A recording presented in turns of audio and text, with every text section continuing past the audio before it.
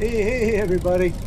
Well, FlyingIron has gone and updated my Spitfire, which means I need to put it through the paces again. This is what they call a major update to the Supermarine Spitfire.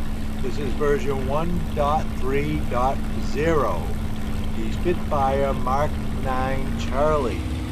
So the changelog includes changes to the flight model, implementation of full CFD, computational fluid dynamics, tailored the angle of attack and wing lift profile, improved the adverse yaw.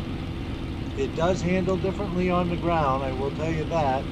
Retuned the yaw roll and pitch stability, fine-tuned rudder, aileron, and elevator, retuned component drag numbers for drop tank, canopy, and radiator.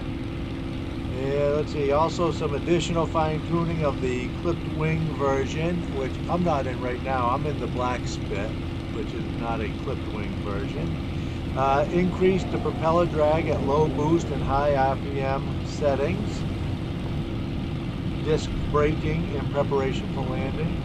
Slightly increased low RPM shake, more torque on roll effect, more effective prop wash on ground, making it easier to turn.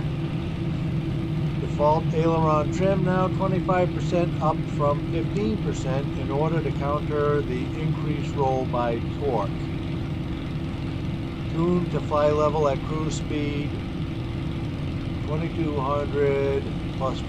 Returned angle of attack lift profile in order to achieve, retuned angle of attack lift profile.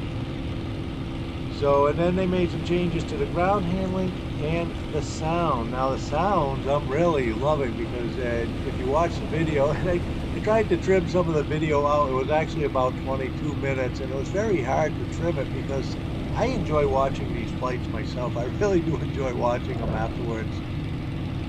And I'm like, okay, well, go find parts that I wanted to cut out. So this is the most I could trim it down to, was about 12 minutes. But yeah, listen to the sound here as we do a very low level flight.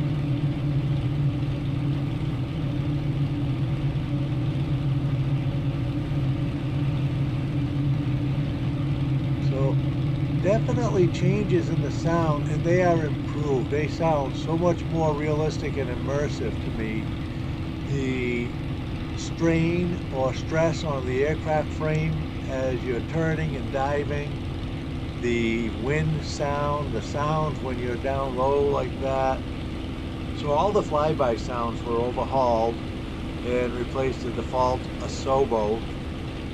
Added wing, tail, and fuselage scrape sounds. The ground roll sound overhauled, and updated to reflect the surface types.